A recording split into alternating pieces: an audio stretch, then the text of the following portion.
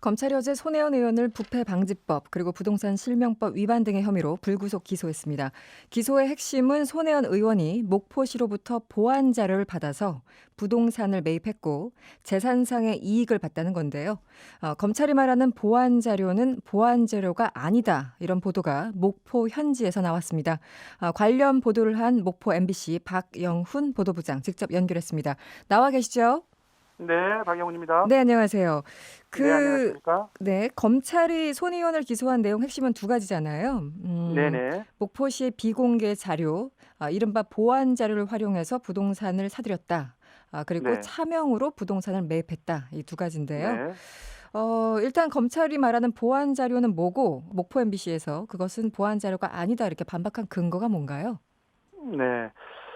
검찰이 밝힌 그 보안 자료라고 하는 것은 날짜를 못 박아서 어제 피고인 공소사실 요지에 언론에 배포를 했는데요. 네네. 첫 번째는 2017년 5월 18일에 목포시가 도시재생 사업 자료라고 하는 것이고요.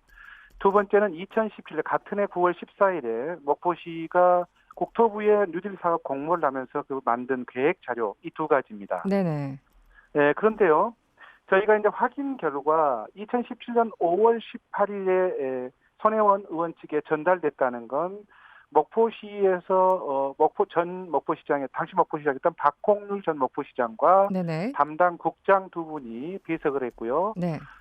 손혜원 의원과 손혜원 보좌관 그리고 한두 분 정도가 같이 목포에 있는 커피숍에서 만났다는 겁니다. 네. 거기에서 건넨 자료는 2장짜리인데요. 네. 저희가 이제 입수를 했는데 제목은 목포시 도시재생 전략 계획이라고 하는 2장짜리인데요. 네네. 여기에 보면 4쪽 분량인데 2장으로 되어 있고요. 네네. 거기에 선창권 활성화 방향, 그다음에 지도가 3개 들어가 있고 도표가 하나, 그리고 설명된 2개가 들어가 있는데 이게 같은 해 2017년 3월입니다. 그러니까 5월 18일로부터 2달 18일 전이죠. 네네.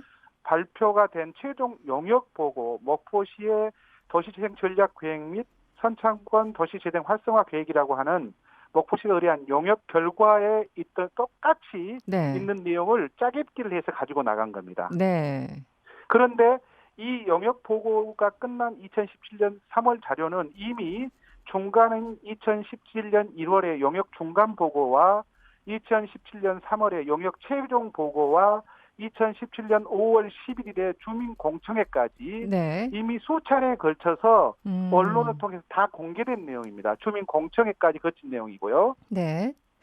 그래서 모두 다 알고 있는 사실 또는 언론까지 다 공개된 사실을 보안 자료로 볼 수 있는가 하는 음. 문제를 목포 MBC에서는 지적을 한 거죠.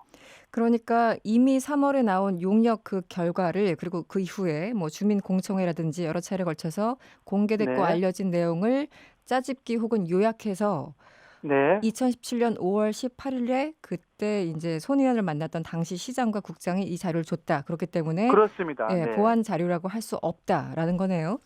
네. 그러니까 네. 이제 저희가 보안 자료가 아니다라고 확정적으로 말하는 게 아니라 네네. 판단해 보시라는 겁니다. 네. 이걸 누구나 봤을 때 이걸 보안 자료로 볼 수 있는가 하는 거죠. 음. 그리고 당사자의 참여 그때 자료를 건넸다는 목포시장을 저희들이 직접 인터뷰를 했는데요. 네. 이걸 보안자료 보기는 조금 애매한, 왜냐하면 검찰 수사가 진행돼서 딱 말하기는 어렵지만 네네. 이건 누구나 봐도 알 수 있는 자료라는 거고요. 음. 그리고 네. 두 번째 2017년 9월에 만들었던 자료는 네. 역시 이 자료를 근거로 해서 구역만 줄여서 실무진들이 국토부에서 이 면적이 원래 84만 5천 제곱미터인데요. 네네. 30만 제곱미터 이하로 구역을 줄였고 나머지 내용은 다 똑같은 내용입니다. 네. 만약에 보안 자료가 아니라고 판단이 된다면 그렇다면 네. 지금 검찰이 적용하고 있는 부패 방지법에는 해당이 안 되는 거네요. 기술적으로 본다면. 그런 것들이 부패방지법과 부동산 실명법 위반에 대해서 이 네. 혐의들이 기소가 유지될 수 있을까 하는, 물론 이제 음. 재판을 가봐야 알겠죠. 거기까지 그렇겠지만 저희가 네. 이제 확정된 말을 할 수는 없지만 네. 어, 문제가 될 소지는 충분히 있다고 봅니다. 왜냐하면 검찰이 발표한 그 토지 매입에 대해서 두 가지 혐의 대신해서 보완 자료를 얻어서 그것을 가지고 네. 자신이 아닌 네네. 조카 이름으로 매입을 했다 이렇게 되고 자기 남편이 손혜원 남편이 있는 재단을 통해서도 마침 매입을 했고요. 그런데 네네. 손혜원 의원에게는 두 명의 조카가 있습니다. 손소영 씨라고 하는 여자 조카와 네네. 손장훈 씨라는 남자 조카가 있는데요. 네. 손소영 씨는 공교롭게도 5월 18일 이전에 네네. 세 개의 필지를 매입을 했습니다. 그런데 이 검찰이 똑같은 방식으로 거의 유사하게 손장훈 씨는 5월 18일 이후에 네. 구입을 했는데 유사하게 지원을 해줬고 돈을 해줬는데 손소영 씨만 빠져 있어요. 그래서 손혜원 의원 측이 이상하다라고 하는 건 좀 뭔가 어설프하다라고 네. 말을 하는 거예요. 또 하나는 5월 18일에 이 자료가 보완 자료가 아니라고 한다면 네. 손장훈 씨가 매입해줬다는 손장훈 씨에게 사줬다는 창성장을 비롯한 이 필지들이 네. 6월 15일 날부터 계약이 되기 시작하는데요. 네. 그렇게 되면 그 기소의 근거 자체가 무력화돼 버리는 거죠. 이게 상당히 나중에 쟁점이 되지 않을까 저희들은 보고 있는 겁니다.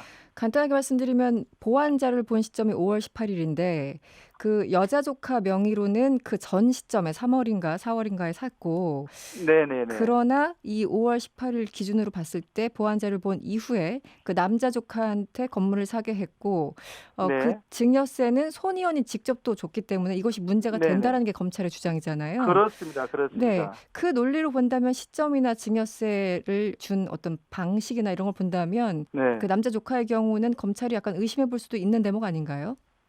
그렇죠. 충분히 검찰 입장에서 보면 검찰은 이제 검찰이 아마 주장하고자 하는 것들은 네, 제가 봤을 때는 이제 왜 5월 18일일까입니다. 네, 만약에요, 손혜원 의원이 기밀을 손혜원이 최초로 목포에 온 건 3월입니다. 2017년 3월. 네네, 그리고 이 보완 자료라고 내세우는 5월 18일 자료를 받은 이후에도 9월까지 또 매입을 해요. 네네, 그리고 9월 이후에 검찰이 밝힌 9월 14일 이후에 이 사업이 확정된 게 아니에요. 이 사업은 12월에 이제 발표가 되는데 네, 그 발표가 된 이후에도 계속 사는 거예요.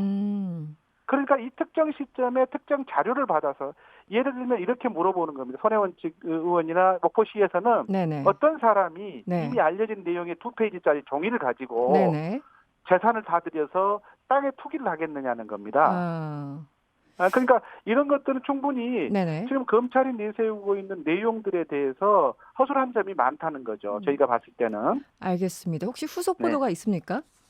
네, 후속 보도는 오늘 지금 당시 같이 5월 18일 날 자료를 줬다고 하는 박홍률 전 목포시장을 네네. 오늘 단독 인터뷰를 해서 상세하게 내용을 보도할 내용입니다. 알겠습니다. 목포 MBC 보도 여러 가지 도움이 될 수 있을 것 같은데 이 다른 지역에서도 유튜브로 볼 수 있는 겁니까?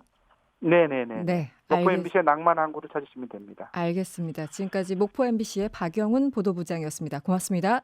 네, 고맙습니다. 여러분의 퇴근길을 꽉 채워드립니다. 평일 저녁 6시 5분 이승원의 세계는 그리고 우리는